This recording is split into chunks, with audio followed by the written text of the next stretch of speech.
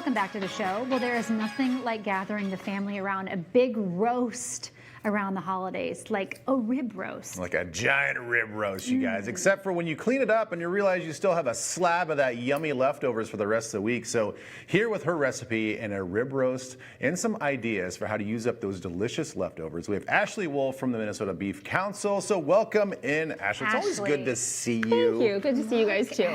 I know. Yeah. I know. Look at that beast. That is stunning. It's like, you know, the center of the table piece. I know. It's Christmas. like it looks so good that I don't even. It's like it is its own centerpiece. I don't even want to eat it. So you do a prime rib with your family. We do. Yep. Every Christmas Eve, we do kind of a late lunch, make prime rib, and my mom always makes it perfect. And you're here to take the intimidation factor away. Yes. Because we were talking off camera and we were both like, I don't know, it's something we order at the restaurant. Yeah, I've never made a prime rib, but because it is a huge piece of meat that I don't want to mess up, especially on Christmas. Right, I know. For a holiday, you're maybe cooking for family and friends. You don't want to mess it up. So maybe some people are a little intimidated, especially since it's a bigger cut. But really, there's just some simple steps. It's really easy, I promise. Okay, all right, let's get to it. What do we got going on? Yeah, so first I want to talk a little bit about what the prime rib is. So if you're in the grocery store and you're shopping, you might see it labeled as a ribeye roast, prime rib roast, or ribeye roll. It kind of has some different names, and you can get it bone-in or boneless. It does come from the rib section, or the rib primal of the animal.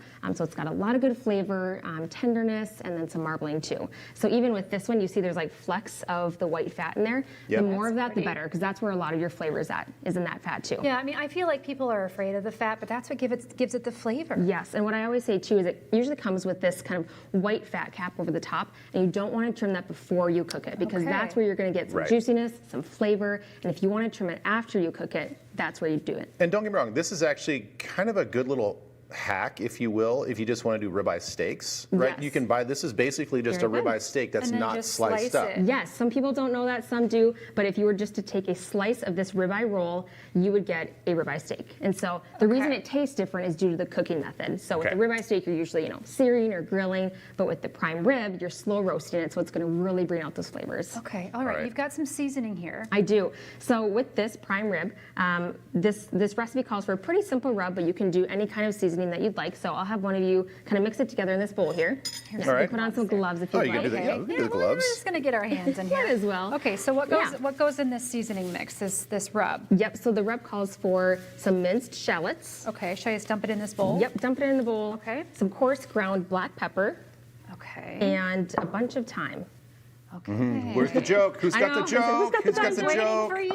And then you mix it all together. Okay. And then Ben, I'll actually have you start. We're going to put some olive oil onto the roast. Okay, actually on the roast. Yep, onto the roast. You can kind of spread it around with this. It just really helps to act as a binder for all these seasonings. Can I just use my hands, I guess? That pepper is so pungent. That smells so good. What I love about the pepper is it's going to help to really give that kind of caramelized crust on there. The outside. Am I getting every side of this as well? You can, just if you want, just so that all the seasonings. that answer meant like maybe not. A little too much. Okay. No, it's great. It's That's great. good. We're going to have a nice coating. And then one of you can add the seasoning on it, and you really can't go wrong with the seasoning. Add as much or as little as you'd like. And then just like pat it in. And then just pat it in. Yep.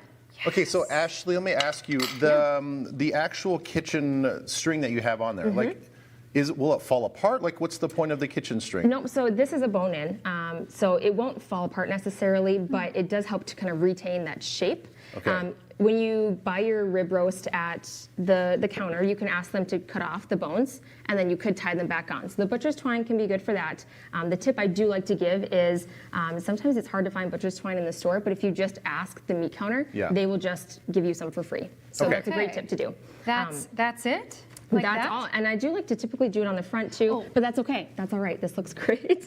See, I put the olive oil on there, and then you rubbed it. That's okay. That's okay. Yeah. But the top is going to get really great, so that's all that matters. So then, once you've got all this seasoning on there, you're going to use a roasting pan as such. You want us to put it We can just leave it there, but I just wanted to show it. Yes. You do want to have a pan that kind of raises it off of the bottom so that it doesn't sit in its own juices. So that's going to really help it to cook all the way around and get a nice crust on the entire thing. And you're not putting any liquid in the bottom, right? Because You're it's not, just, the nope. fat's going to render. It's going to provide all of the little moisture that it needs in there, Yes. right? Do Okay. you want to get in there and get the juices and kind of baste it a little bit, or just leave it alone? You know, you actually just leave it alone. Don't open your oven door because that's going to let out some of that heat and increase the cooking time.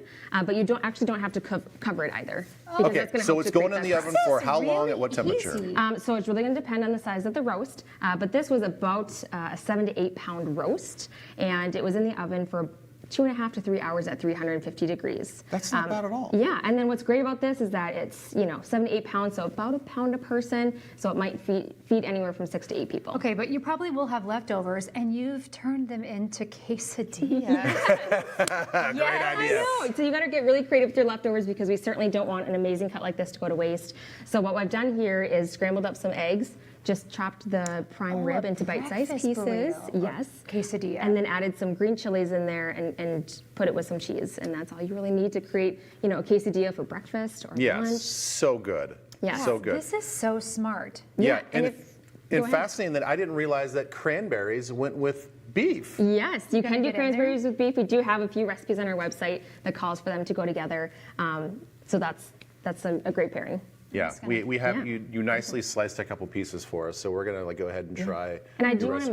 mention, if you don't want to turn it into something new, you just want to keep it as is. There are a couple of ways to reheat it well, so that it's not dried out. So one way is to put it in kind of an oven-safe bowl or a pan, and then put a little bit of beef broth in there to retain moisture. You can simply place your slice in there, cover it with tin foil, and cook at about 300 for 15 to 20 minutes until it gets to your desired temperature.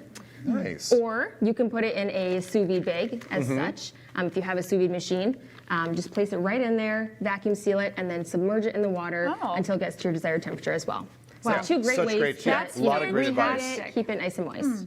Thank you. I know. That was Yeah. really tasty. Dispel the myth, guys. It's not intimidating. It's not It's very that easy. hard. We have posted Ashley's recipes on TwinCitiesLive.com. Plus a link to the Beef Council's website where you can find a chart on cooking times based on the size and type of your beef that she talked about. We'll be right back.